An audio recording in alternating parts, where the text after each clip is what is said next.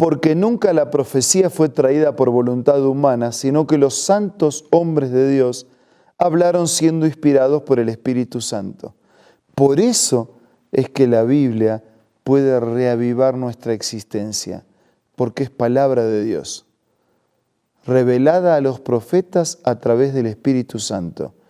Llega a nosotros a través de la Escritura y el mismo Espíritu quiere capacitarnos no solo para entenderla y asimilarla, sino también para aplicarla y practicarla en nuestra vida.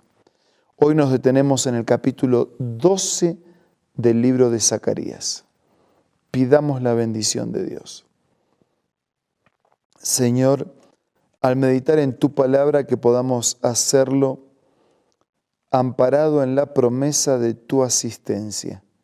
Lo pedimos y lo agradecemos en el nombre de Jesús. Amén.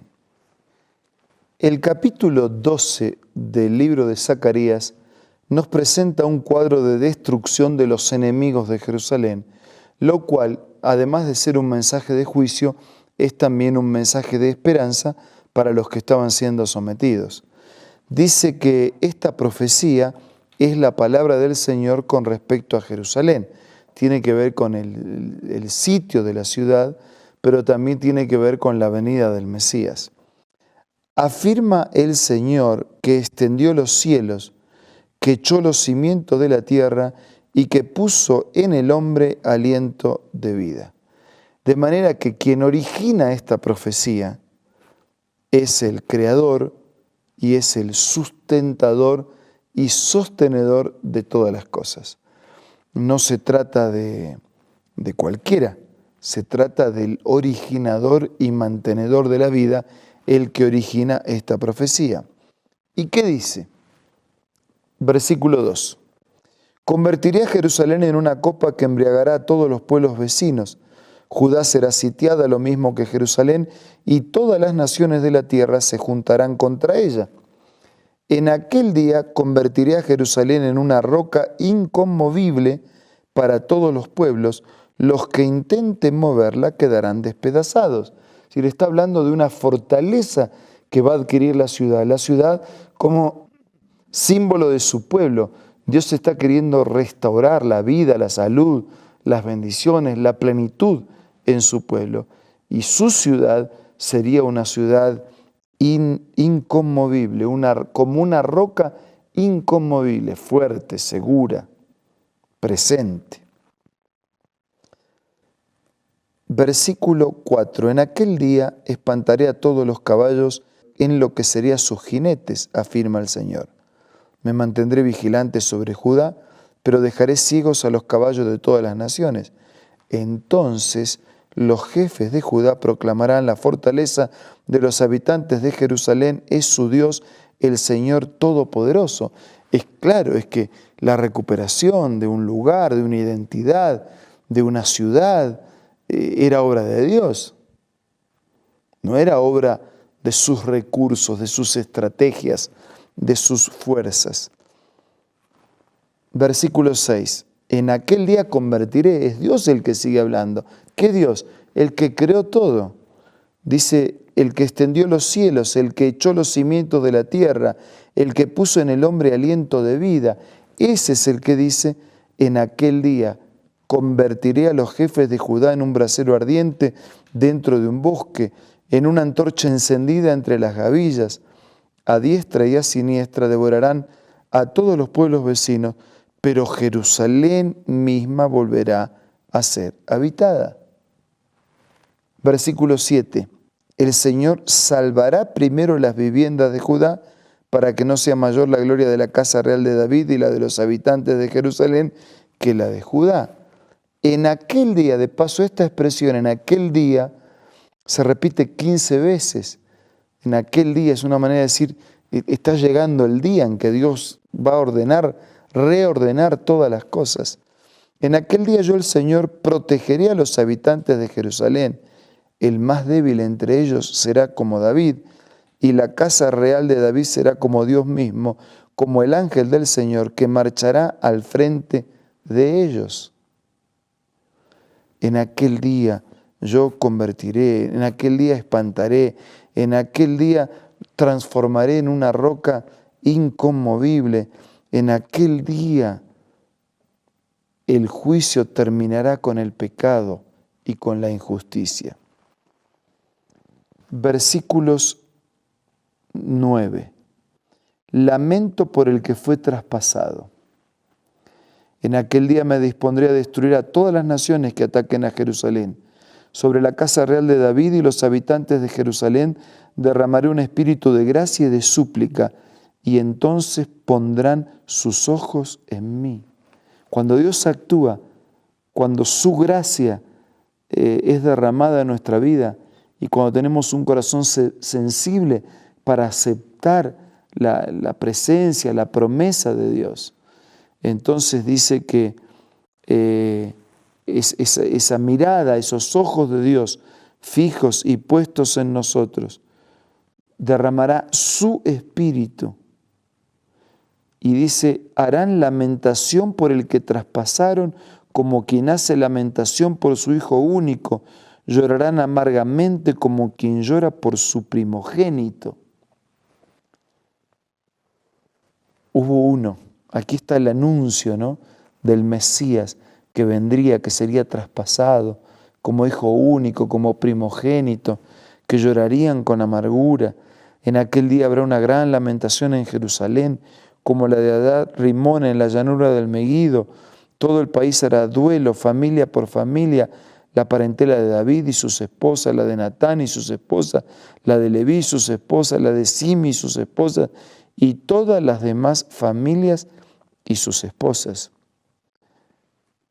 Sí, aquí hay un anuncio profético de alguien que sería traspasado, de alguien que daría su vida, que daría su sangre, que mancharía una madera, una colina, para limpiar un corazón y una vida. El anuncio profético del Mesías acompaña este mensaje de juicio con un mensaje de esperanza. El Señor va a recuperar la vida para sus hijos gracias a la muerte de su Hijo. El Señor va a recuperar la vida de sus hijos, todos nosotros, gracias a la muerte de su Hijo, el Mesías prometido, ese que sería traspasado, ese que harían lamentación por Él. Por eso, en este momento haríamos muy bien en mirar hacia la cruz para recordar el sacrificio del Hijo de Dios, su cuerpo lastimado, atravesado por clavos y lanza, un cuerpo inocente y santo, ofrecido y ofrendado para pagar por la culpa de nuestro pecado. Haríamos muy bien en mirar, en reconocer que fue por nuestros pecados y en agradecer porque este hecho abre para nosotros un camino de esperanza. Que podamos mirar el sacrificio del Señor como la esperanza indispensable que necesitamos para sostener nuestra vida. Que podamos recordar que un día todos los enemigos, fruto y resultado del pecado, enfermedad, injusticia, miseria, muerte, dolor, todos los enemigos, fruto y resultado del pecado, serán destruidos para siempre. Y que aquellos que confían en el que murió por nosotros podrán vivir por la eternidad. En los momentos de oración que siguen, hablemos con Dios y agradezcamos por esta salvación.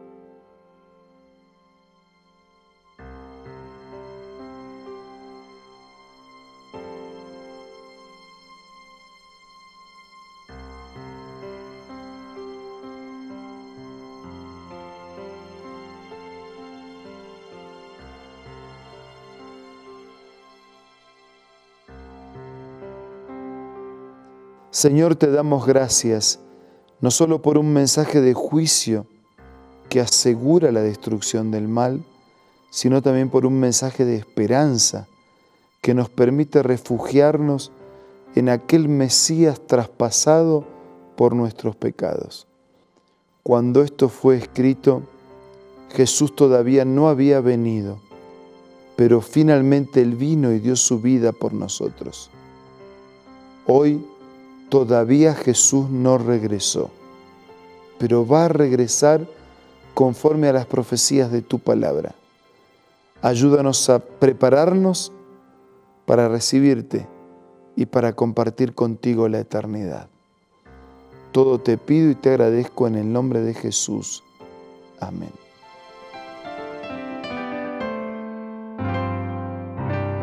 La Biblia, la palabra de Dios, es una carta donde nuestro Creador expresa su amor hacia la humanidad. Es una recopilación de textos que en un principio eran documentos separados, escritos por varias personas, todas ellas inspiradas por Dios. Primero en hebreo, arameo y griego durante un periodo muy dilatado y después reunidos para formar la Biblia cristiana. Está dividida en dos grandes secciones, el Antiguo Testamento con 39 libros y el Nuevo Testamento con 27. En la Biblia se desarrolla la historia de la salvación de Dios al hombre. En toda ella hay una línea conectora que une todo, Jesucristo. Es el personaje principal de la Biblia y el cual trae la revelación definitiva de Dios. Es considerada también el manual de nuestro fabricante. Es vital tener este ejemplar en casa y descubrir su valioso mensaje. Busca también en tu App Store o Play Store y encontrarás varias opciones. No olvides descargar también el aplicativo Reavivados por su palabra y sigue la secuencia de su lectura. La Biblia es la palabra de Dios. Amigos, fue muy bueno que hayamos estado juntos hoy. Que la paz de Dios te acompañe durante todo el día. Nos reencontramos mañana para seguir siendo reavivados por la palabra del Señor.